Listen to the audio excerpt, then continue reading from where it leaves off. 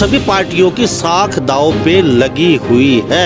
इस चुनाव को लेकर आकलन ये भी लगाए जा रहे हैं और नेता बयानबाजी भी कर रहे हैं कि बड़ौदा विधानसभा से अब जो पार्टी यहाँ से सीट निकालेगी आने वाला भविष्य उस पार्टी का होगा और वो ही पार्टी आने वाले समय में सरकार बनाएगी। ये चुनाव हरियाणा प्रदेश की नहीं बल्कि पूरे देश की राजनीति को नई दिशा देने वाला है। तो ऐसा कुछ नहीं कि पिछली बार 3200 वोट आए और अब की बार जीत नहीं पाएंगे। ये आप चमत्कार ही मान के चलिएगा। जो भाजपा के लोग जिनके 2,500-2,000 वोट आया करते थे आज वो मिनिस्टर बने बैठे हैं, उन्होंने भी तो कोई ना कोई उस टाइम पे चमत्कार किया था। वही चमत्कार इस चुनाव के अंदर इनेलो पार्टी करने जा रही है। आज हुड्डा वोट मांग रहा है केवल मैं तारा तुम मेरे। ये कोई मुद्दा नहीं है विकास का। लोग आज ये बातें सुनना नहीं चाहते। लोग चाहते हैं कि आपने विकास क्या किया, काम क्या किया। मैंने आपको ये कहा था कि 6 महीने बाद देखना इन जेजेपी वालों को कोई पूछने वाला नहीं होगा।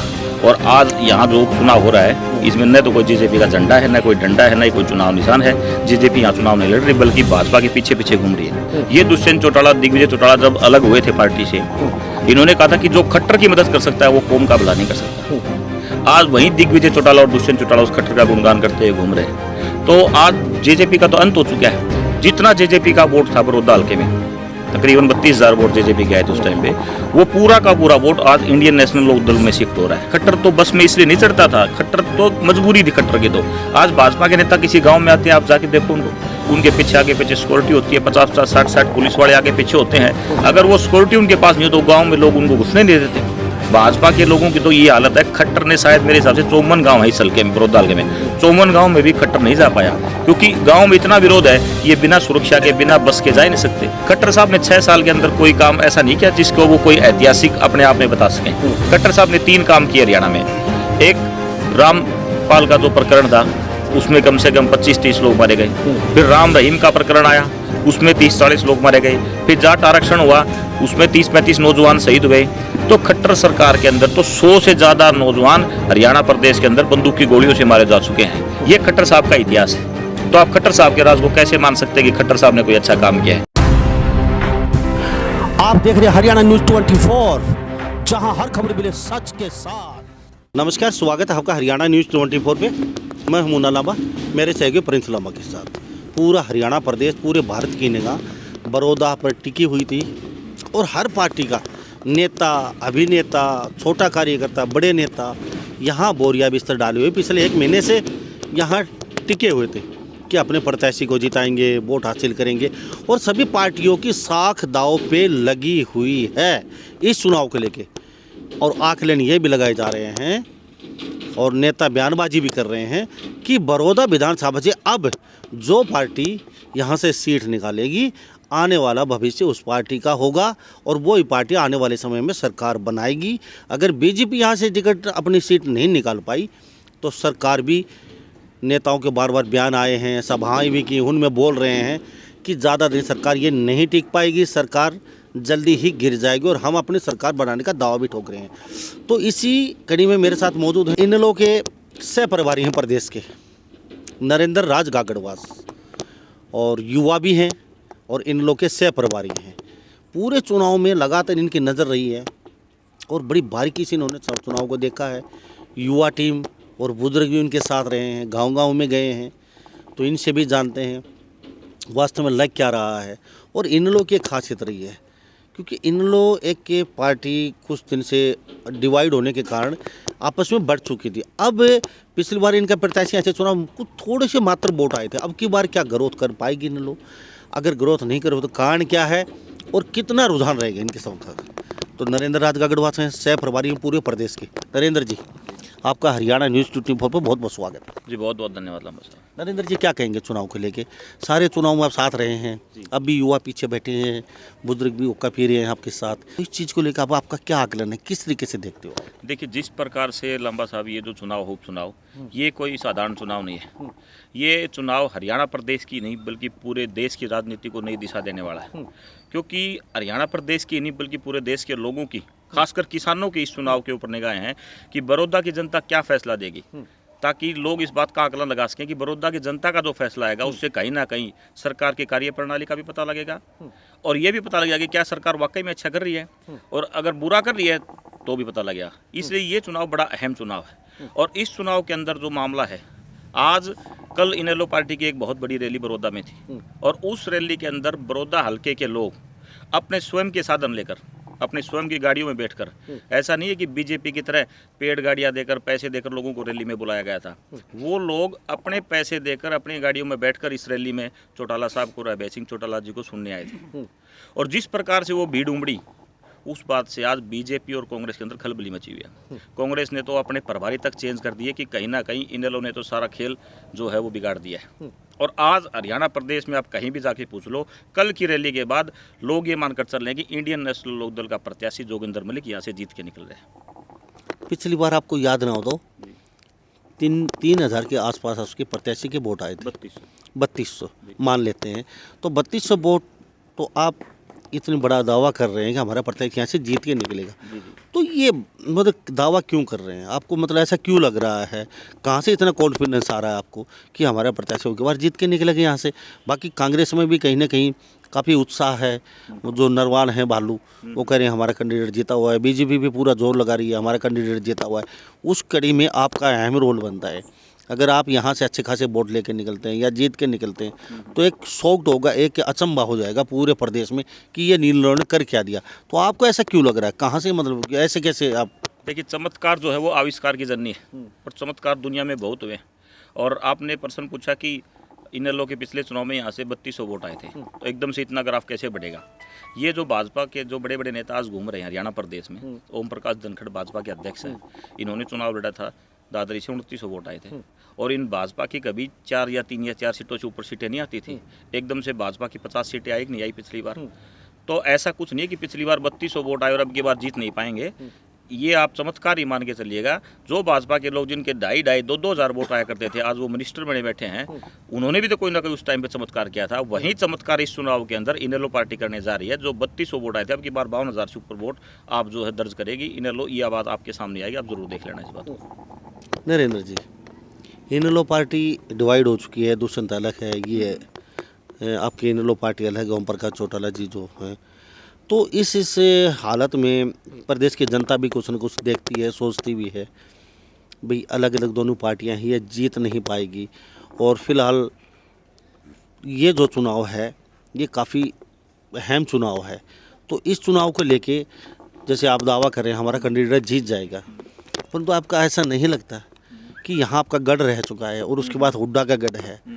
तो पीछे बातें कई बार निकल के आई हैं कि बीजेपी ने अब जो काम किए हैं पिछले 6 महीने में, वो काम शायद ही पुराने जो सरकारें थी वो भी नहीं कर पाई इतने काम। चाहे वो सड़क की बात लेके चलो, अभी हम देख रहे हैं, चाहे वो डिग्गी, पंप हाउस, पावर हाउस, जो तारें, अभी लगातार मशीनरी लगी हुई है पूरी। तो उस स्थिति में क्या देखते हैं कि इन लोगों को वोट क्यों देगी जनता?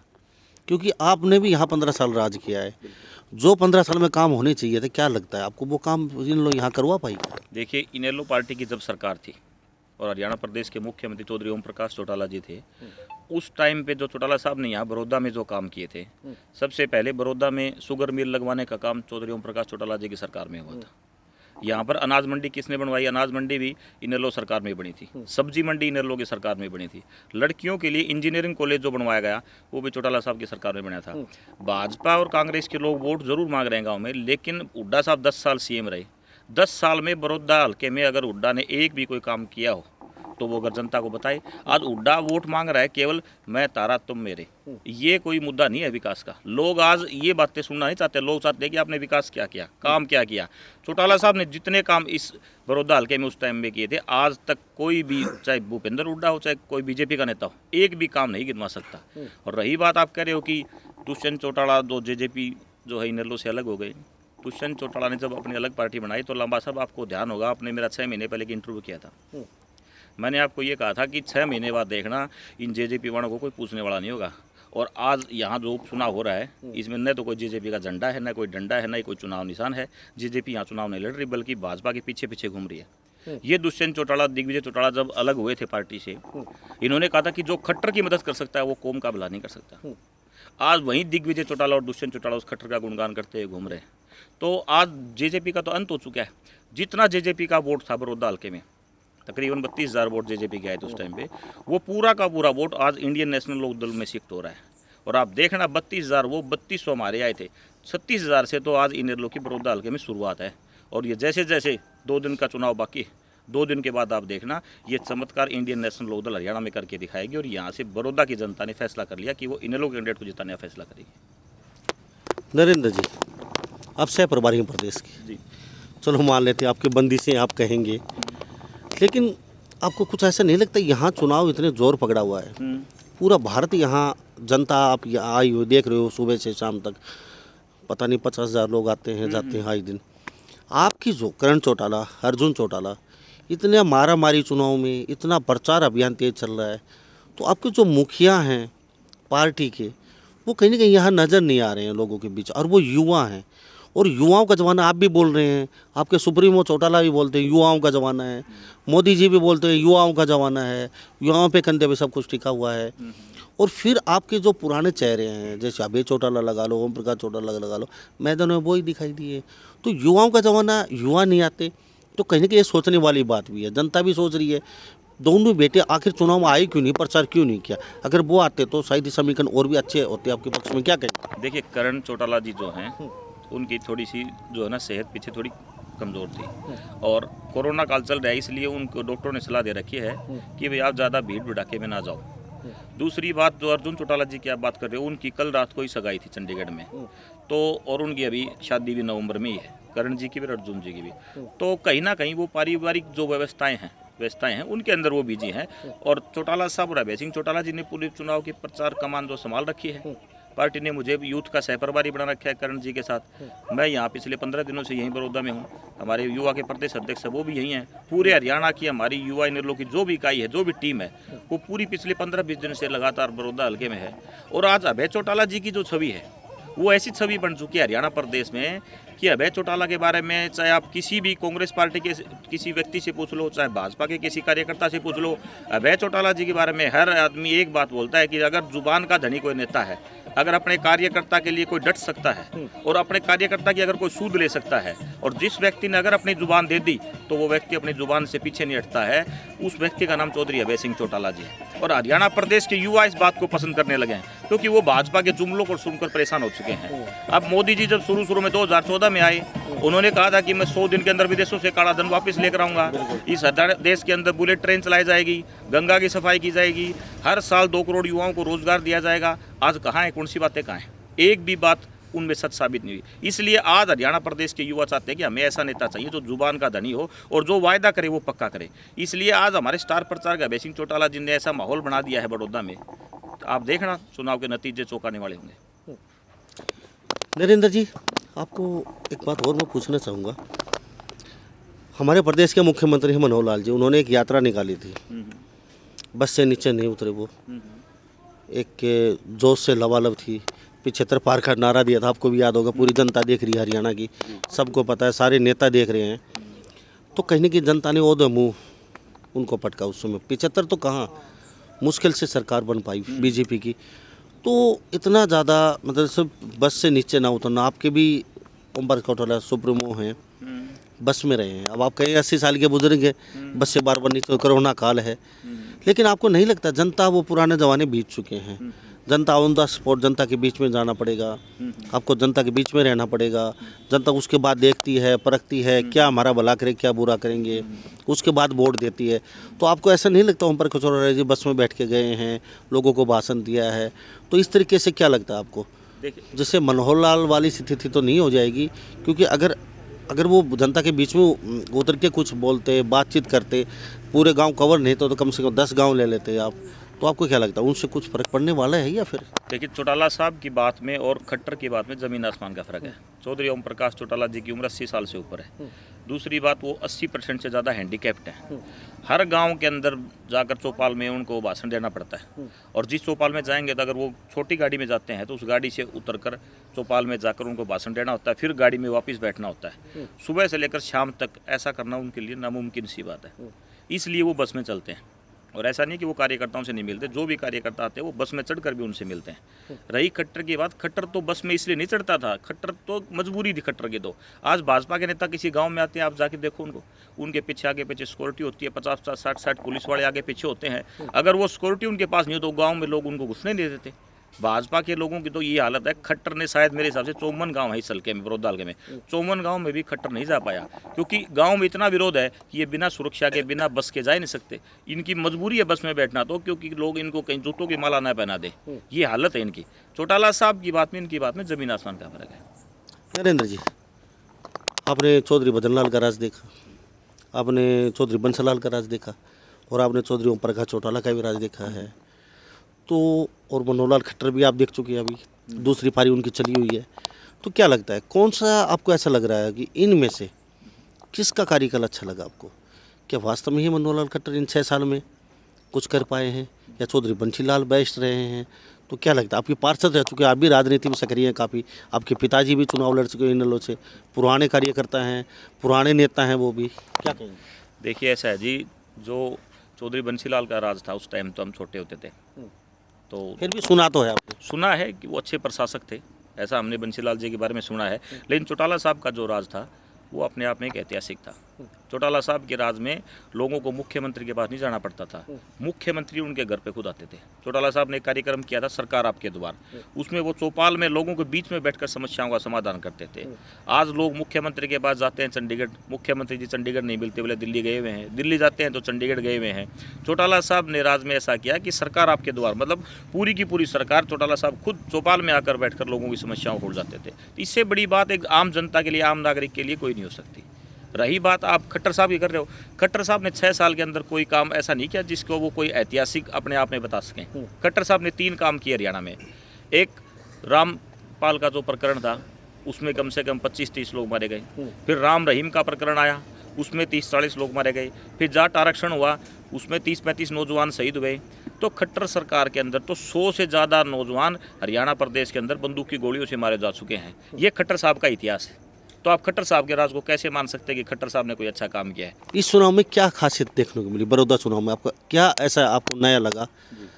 पहली बार जो देख रहे हो, ऐसा महसूस किया आपने राजनीति में, सभी पार्टियों में लगा के चलते हैं हम, तो ऐसा क्या आपने नया देखने को मिला अब की बार आपको? हाँ ऐसा लगा हो, नहीं हाँ ये पहली बार देख रहा हूँ, पैसा ज़्यादा लगा, या बैनर, या प्रचारिंग किसी पार्टी की तरफ से, या खुद से जनता को ज़बरदस्ती गैस के लाना, मतलब ऐसा कोई भी ऐसी कोई चीज़ लगी हो जनता से? क्योंकि आप सह प्रभारी पूरे प्रदेश के, और वो भी इनेलो पार्टी के। जी ऐसा है, जो आप पैसे खरीद फरोख्त की बात कर रहे हो वो तो भाजपा सरकार पिछले 3-4 दिनों से कर रही है।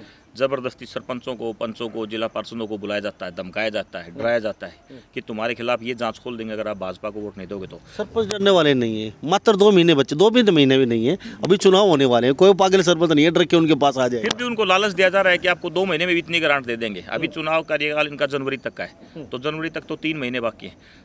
लालच ऐसी बुरी बला है कि कहीं ना कहीं इंसान, ऐसे लोग भी होते हैं जो लालच में बह जाते हैं। इस चुनाव में सबसे बड़ा मुद्दा जो है वो किसानों का है। आज बीजेपी सरकार ने 3 काले अध्यादेश किसानों के खिलाफ लाई। हालांकि जब मोदी जी ने शुरू में प्रधानमंत्री के लिए वो वोट मांगने आए पद के लिए, तो उन्होंने ये वायदा किया था कि हम किसानों को स्वामीनाथन आयोग की रिपोर्ट को लागू करके उनको फसलों का 2 गुना भाव देंगे। जबकि आज उसके बिल्कुल विपरीत इन्होंने 3 काले कानून पास कर दिए। अब ये 3 काले कानून पास किए हैं, इससे कोई भी किसान पूरे देश का खुश नहीं है। अब भाजपा के लोग कहते हैं कि ये कानून किसानों के हित में है, लेकिन मैं उनसे ये पूछना चाहता हूँ कि अगर ये अच्छे कानून है, किसानों के हित में है, तो जैसे आपने धारा 370 तोड़ी, तो पूरे देश के अंदर बड़े बड़े कार्यक्रम किए गए, बड़े बड़े आयोजन किए गए कि हमने धारा 370 तोड़ दी, बड़ी वाई लूटी। जब इन्होंने नोटबंदी की तो भी मोदी जी ने बड़े बड़े भाषण दिए, बड़ा इवेंट बनाया कि हमने किसान गरीब मजदूर के लिए नोटबंदी कर दी, इससे गरीब मजदूर किसान को फ़ायदा होगा। जब इन्होंने राम मंदिर की उद्घाटन की बात आई तो भी उसको बहुत बड़ा कार्यक्रम बनाया। अगर किसानों के अध्यादेश इतने ही अच्छे थे तो क्यों नहीं मोदी जी ने इसके ऊपर वाह लूटी, और इसके लिए क्यों नहीं पूरे देश के अंदर अच्छे? चलो हम वो बात नहीं करें, हम चुनाव के मुद्दे की बात लेके चलते हैं। नरेंद्र जी, 1% मान लेते हैं, 1% आपका कैंडिडेट नहीं जीता यहाँ से, 1%, तो फिर आपकी पार्टी का क्या हवा रहेगी, पार्टी का क्या अस्तित्व रहेगा, आगे की क्या रणनीति रहेगी? पार्टी थम जाएगी, रुक जाएगी, ख़त्म हो जाएगी, क्या होगा आपकी पार्टी का? मतलब आप सह प्रभारी हैं पूरे प्रदेश की, इसलिए मैं आपसे जानना बहुत ज़रूरी है। 1% आपका कैंडिडेट यहाँ से हार जाता है तो फिर क्या रहेगा? देखिए ऐसी तो उम्मीद इंसान को करनी नहीं चाहिए कि हम हार जाएंगे। 1% चलो मान लेते। आप मेरी बात सुनिए, ऐसी उम्मीद नहीं करनी चाहिए। रही दूसरी बात, आज जब पिछले 7-8 महीने से प्रदेश में लॉकडाउन लगा, जब कोरोना काल आया उस टाइम पे ये बीजेपी और जेजेपी के जितने बड़े बड़े नेता हैं, चाहे खट्टर साहब हो, दुष्यंत हो, दिग्विजय हो, ये एसी कोठियों में बैठकर अपने सैनिटाइजर से हाथ साफ कर रहे थे। उस टाइम पे केवल मात्र अभय सिंह चौटाला जी ऐसे नेता थे जो गली गली गांव गांव में आम आदमी की जो मजबूरियां थी उनको दूर करने के लिए, चाहे कहीं सैनिटाइजर पहुंचाना हो, चाहे कहीं दवाइयां उपलब्ध करवानी हो, चाहे किसी को भोजन बुझवाना हो, राशन की कहीं मजबूरी हो, अभय सिंह चौटाला जी ने अपनी जान की परवाह ना करते हुए और कोरोना की परवाह ना करते हुए गली गली गांव जाकर लोगों की सहायता करने का काम किया। आज वो बात कहीं ना कहीं लोगों के दिल में, और आज लोग अभय सिंह चौटाला जी की जो छवि देखते हैं कि हमें ऐसा सच्चा और दबंग जो किसान मजदूर गरीब का हितैषी है, उस व्यक्ति को वो जिताना चाहते हैं। आज लोग जोगिंदर सिंह मलिक के साथ साथ अभय सिंह चौटाला जी का चेहरा देखकर वोट डालने का काम करेंगे। और रही बात, आपने पूछा कि अगर आपकी पार्टी हार गई, ऐसा तो हो ही नहीं सकता कि हमारी पार्टी आ जाए। ये तो आप मान के चलना 100% यहाँ से इनेलो का उम्मीदवार जीतेगा लामा जी। चलो, तो युवा हैं, किस कदर देखते हैं? आपके युवा तो पहुँचे नहीं यहाँ पे। करण और अर्जुन दोनों भाई, जो कौन सी फिल्म थी, एक फिल्म में थी करण अर्जुन, दो भाई थे, तो उस तरीके से आपकी जोड़ी यहाँ पहुँचे नहीं। तो युवा देख रहे हैं, काफ़ी निराशा लगी युवाओं को। अगर वो होते आपके बीच, आप खुल के आप भी उनसे बात कर सकते थे। एक अभय के साथ, एक चौधरी ओम प्रकाश चौटाला के साथ, आपके जो साथी बैठे हैं पीछे बगल में बैठे हैं, ये इस तरीके से बात नहीं कर पाते खुल के। वो होते तो आप अपने मन के बता सकते थे। कोई भी युवा उनके पास आके कुछ भी बात कर सकता था, खुल के बोल सकता था, मजाक कर सकता था, लेकिन वो नहीं पूछे। इसमें तो साफ है आपके पार्टी में काफ़ी फर्क पड़ने वाला है। युवा नहीं पूछे, आप नहीं बोलेंगे लेकिन जनता बोलती है। काफ़ी चर्चा है जनता के अंदर फिलहाल कि वो नहीं आने से काफ़ी लॉस हो रहा है आपका। तो क्या सोचती हो? देखिए, ऐसा है, लॉस तो लंबा साहब ऐसा कुछ नहीं कि लॉस होने वाला है। आज अभी थोड़ी देर पहले जिस गांव में आप बैठे हो, इसी गांव में जेजेपी और इनसो के जो साथी थे, युवा साथी थे, अभी थोड़ी देर पहले ही इस गांव में कम से कम भी 100-150 युवा साथियों ने जेजेपी और इनसो को छोड़कर अभी आईएनएलडी ज्वाइन की है। तो क्या वो युवा नहीं थे? और पिछले 20 दिन से जो पूरे हरियाणा प्रदेश की यूथ इकाई है वो पूरी की पूरी यहाँ है। और करण चौटाला जी और अर्जुन चौटाला जी वो पारिवारिक व्यवस्थाओं की वजह से कहीं ना कहीं इस चुनाव में नहीं आ सके। वो हर रात शाम को मेरे पास भी करण चौटाला जी रात को 10 बजे पूरे दिन की कार्रवाई की रिपोर्ट लेते हैं कि आज क्या किया, आज क्या किया, कल का क्या कार्यक्रम है, कल हमारा यूथ किस प्रकार से कार्यक्रम करेगा। वो एक एक चीज़ की मॉनिटरिंग कर रहे हैं। ऐसा नहीं है कि वो आ नहीं पाए तो वो मॉनिटरिंग नहीं कर रहे, वो हर चीज़ का निरीक्षण कर रहे हैं। और ये तो चुनाव का नतीजा बताएगा आपको। जितना युवा आज हरियाणा प्रदेश का, जिसकी निगाहें बड़ौदा के ऊपर हैं, और बड़ौदा का युवा जब आपको इनेलो को वोट डालेगा तब आपके सामने आएगा कि इनेलो के पक्ष में कितना इनेलो यूथ जो है जुड़ा हुआ है। नरेंद्र जी, काफ़ी समय हमको दिया आपने, इसके लिए मैं हमारे चैनल की तरफ से आपका बहुत धन्यवाद करता हूं। और जनता आपको देख भी रही है और कमेंट का बेसब्री से इंतजार रहेगा इनेलो के बारे में या किसी बारे में। आपके कमेंट का हमें बहुत बेसब्री से इंतज़ार रहता है। और युवा प्रदेश अध्यक्ष हैं, इनके बारे में हमें कमेंट चाहिए। इनके बारे में हम क्या सोचते हैं? नरेंद्र राज गागड़वास हैं, युवा हैं और इनेलो पार्टी से जुड़े हुए हैं। तो नरेंद्र जी, बहुत बहुत स्वागत, बहुत बड़ा धन्यवाद आपका हमारे साथ। आपका बहुत बहुत धन्यवाद लामा साहब, और आपके दर्शकों को मेरा बहुत बहुत Ram Ram. Thank you sir. तो हमारे साथ ये नरेंद्र राज गागड़वास युवा के प्रदेश अध्यक्ष बने होते इनेलो के। तो इन्हीं सब बातों के साथ मैं मुन्ना लामा, मेरे सहयोगी प्रिंस लामा के साथ हरियाणा न्यूज़ 24। नमस्कार, जय हिंद। आप देख रहे हैं हरियाणा न्यूज़ 24, जहां हर खबर मिले सच के साथ।